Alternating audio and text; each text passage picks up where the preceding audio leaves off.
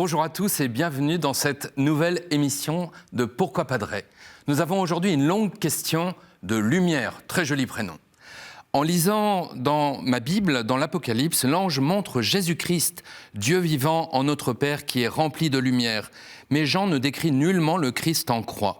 De plus, dans l'Apocalypse, il précise les signes que Dieu mettra sur chaque personne qui sont inscrites dans le livre de vie. Les apôtres qui ont vécu avec Jésus ne mentionnent nulle part le signe de croix ou la croix comme symbole à porter ou pour se signer.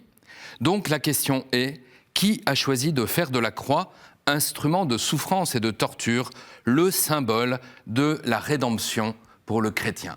Chère Lumière, merci pour cette belle question qui nous concerne tous. En effet, le signe de la croix est le signe par excellence qui marque toute notre vie chrétienne. On l'apprend aux tout petits enfants et c'est souvent le dernier geste que font les mourants avant de rendre leur âme à Dieu. Il ouvre et termine toute prière chrétienne, qu'on soit seul ou à l'église. Il est utilisé dans tous les sacrements, dans toutes les bénédictions. On peut le faire devant les églises ou les calvaires ou avant et après un repas. Mais d'où vient ce signe ? On sait que dès le début du IIIe siècle, il était déjà utilisé dans la liturgie, principalement en le traçant sur le front avec le pouce. À partir du 7e siècle, le geste va prendre de l'ampleur pour aboutir à celui que nous connaissons aujourd'hui. Mais alors, que nous dit ce signe de croix ? C'est en fait un génial résumé de ce qu'est la foi chrétienne. On y affirme 1. Que Dieu est Trinité, Père, Fils et Saint-Esprit. 2. Que notre Dieu s'est fait homme et qu'il a livré sa vie en mourant sur la croix. En versant son sang, il s'est rendu vainqueur du pouvoir du mal et par sa résurrection va nous communiquer l'Esprit Saint. La sagesse populaire le dit, un bon dessein vaut mieux qu'un long discours. C'est exactement le cas ici.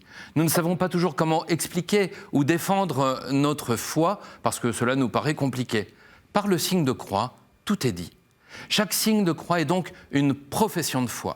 Et c'est pour cela qu'il faut éviter de le faire à la légère ou par superstition.